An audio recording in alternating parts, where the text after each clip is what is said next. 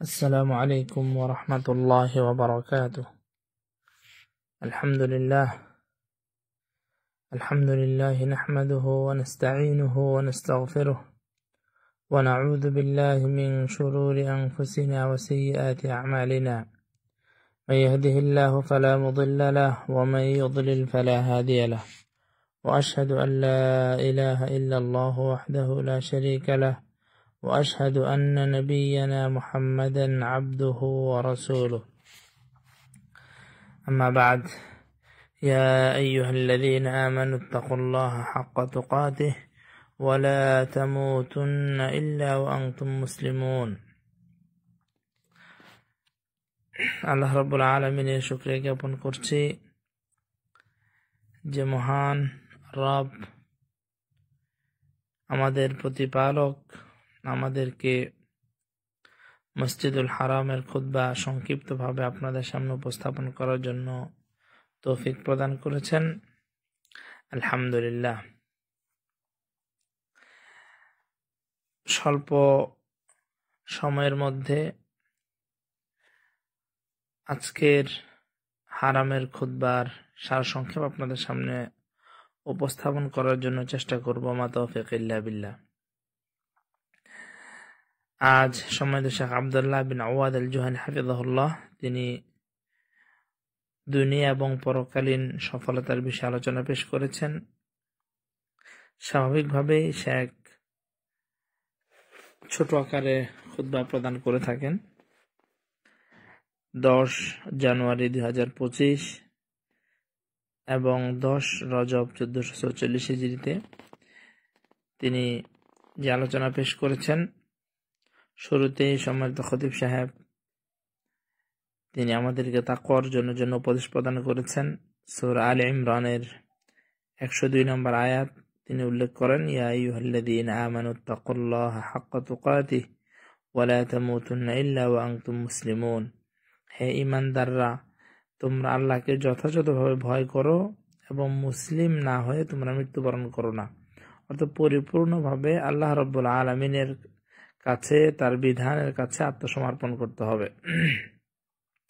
সূরা নিসার 1 নম্বর আয়াত তিনি উল্লেখ করেছেন, ইয়া আইয়ুহান নাস ইত্তাকু রাব্বাকুম, যে হে মানব জাতি তোমরা তোমাদের রবকে ভয় করো। আল্লাযী খালাকাকুম মিন নাফসিন ওয়াহিদাহ, যিনি তোমাদেরকে একটি মাত্র আত্মা থেকে সৃষ্টি করেছেন। ওয়া খালাকা মিনহা যাওজাহা ওয়া বাসসা মিনহুমা রিজালান কাসীরান ওয়া নিসাআ ওয়াত্তাকুল্লাহা আল্লাযী তাসাআলুনা বিহি ওয়াল আরহাম ইন্নাল্লাহা কানা আলাইকুম রাকীবা। সারমর্ম হলো যে তিনি তোমাদেরকে সৃষ্টি করেছেন একটি মাত্র নফস থেকে, এবং সেই নফস থেকে তোমাদেরকে সৃষ্টি করার পরে অনেক নারী এবং পুরুষ রূপে তিনি তোমাদেরকে সৃষ্টি করে সমগ্র পৃথিবীতে ছড়িয়ে দিয়েছেন। সুতরাং তোমরা আল্লাহকেই ভয় করো এবং তিনি আমাদের প্রতিটা কাজে তিনি যথাযথভাবে পর্যবেক্ষণ করছেন। সূরা আহজাবের 70 এবং 71 নম্বর আয়াতে আল্লাহ রাব্বুল আলামিন বলছেন, ইয়া আইয়ুহাল্লাযীনা আমানুত্তাকুল্লাহ, হে মুমিনরা তোমরা আল্লাহকে ভয় করো।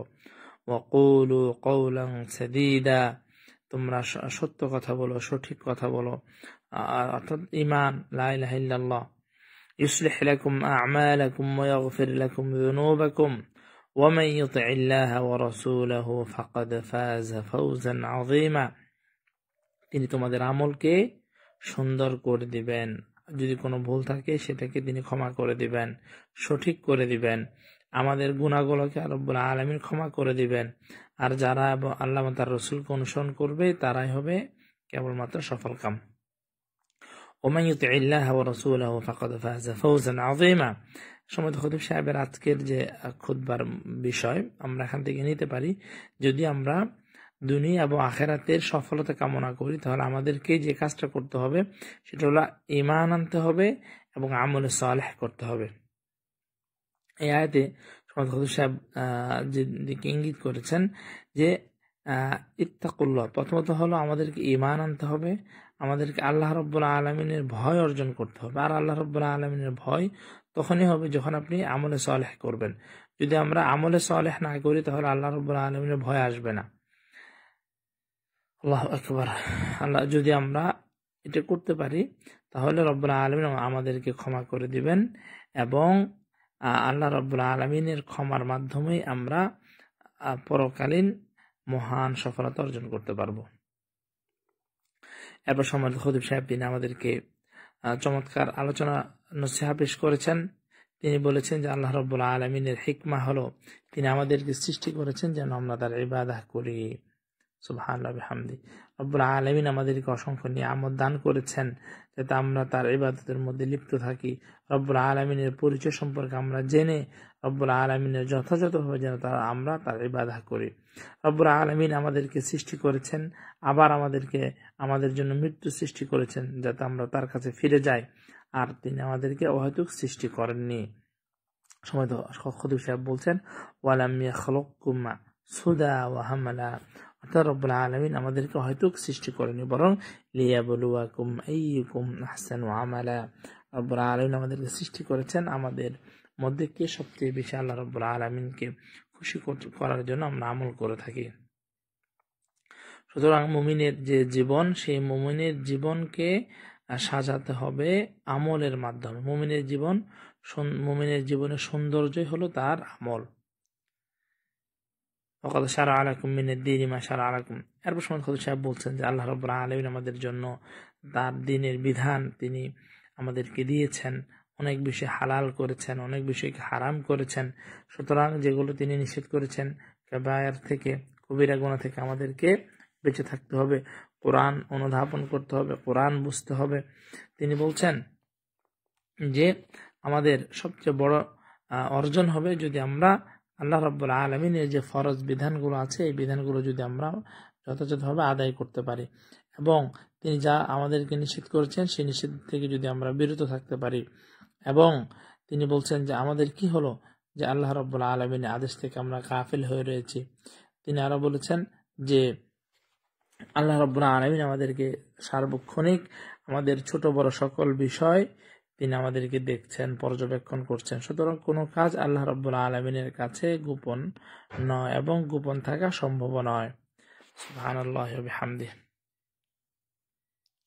তিনি বলছেন যে সুবহানাল্লাহ, আমাদেরকে কিয়ামতের দিন আল্লাহ রাব্বুল আলামিনের কাছে তার সামনে আমাদেরকে দণ্ডায়মান হতে হবে, তার কাছে আমাদেরকে হিসাবের সম্মুখীন হতে হবে।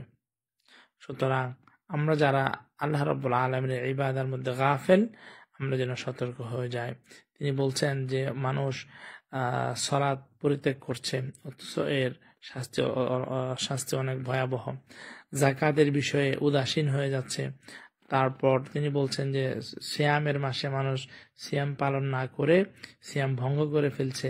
আর যাদের সামর্থ্য রয়েছে হজ করার, হজ না করে তারা হজকে অনেক দূরে সরিয়ে নিচ্ছে, অর্থাৎ এবছর তার হজ করার সকল সামর্থ্য রয়েছে কিন্তু সে দ্রুত হজ করছে না, বরং সেটিকে বিলম্বিত করছে।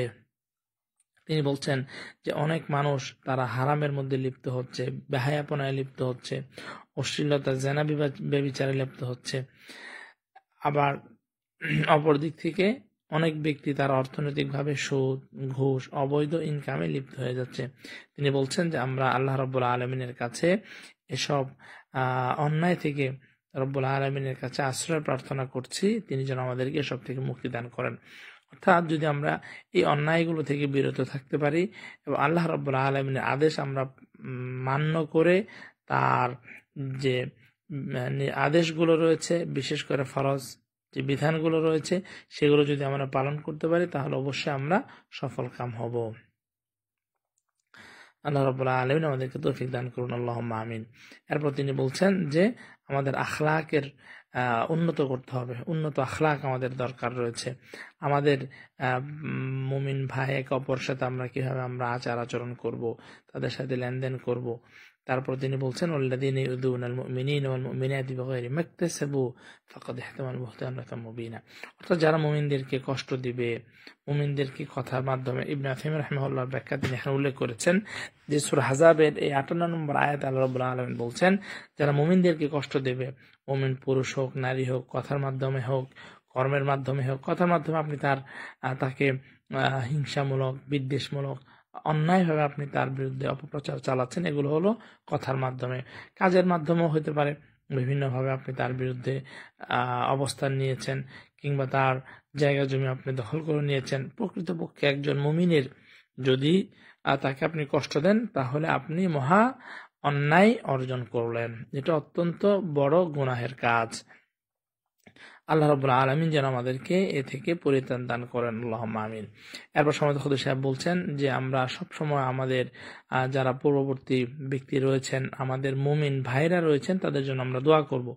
এটা হলো মুমিনের অন্যতম একটি বৈশিষ্ট্য যে তারা মুমিনদেরকে ভালোবাসবে।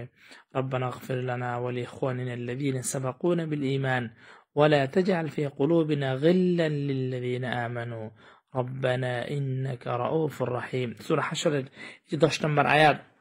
এটি আমাদের জন্য, আমাদের দৈনন্দিন জীবনে আমাদের জন্য একটি চমৎকার শিক্ষা। আমাদের যে আখলাক, আমাদের যে চারিত্রিক বৈশিষ্ট্য, মুমিনদের সাথে পারস্পরিক সম্পর্কের একটি গুরুত্বপূর্ণ সূত্র আমরা এই আয়াত থেকে নিতে পারি। এটা আমাদের জন্য আমাদের সম্পর্কের নতুন একটি দিগন্তকে উন্মোচিত করবে ইনশাআল্লাহ। আল্লাহ রাব্বুল আলামিন বলছেন যে মুমিনরা তার ভাইদের জন্য দোয়া করবে। আমরা মুমিনরা প্রত্যেকে এক অপরের ভাই। বিশেষ করে যারা মৃত্যুবরণ করেছে, আমরা আমাদের কলবের মধ্যে তাদের বিষয়ে কোনো প্রকারের হিংসা বিদ্বেষ রাখবো না। এই হিংসা বিদ্বেষের কারণে বর্তমানে আমরা বিভিন্ন দলে বিভক্ত হয়ে যাচ্ছি। আমরা আমাদেরই ভাই, কিন্তু আমরা তাদেরকে যথাযথভাবে মূল্যায়ন করছি না, কারণ আমি মনে করছি যে সে আমার দলের না বা সে আমার গোষ্ঠী না। তো এটার জন্য মূল যে কারণ সেটা হলো আমাদের হিংসা বিদ্বেষ এবং আমাদের মনের যে দুয়ার সেটাকে আমরা বন্ধ করে দিচ্ছি এবং আমরা কলবকে প্রশস্ত করছি না। আমাদের কলবকে প্রশস্ত রাখতে হবে এবং আমাদের ভাইদের সকলকে ভালোবাসতে হবে, মুমিন ভাইদেরকে। তিনি বলছেন যে আমরা আল্লাহ রাব্বুল আলামিনের কাছে আশ্রয় প্রার্থনা করি, তিনি যেন আমাদের নফসের কুমন্ত্রণা থেকে আমাদেরকে হেফাজত করেন।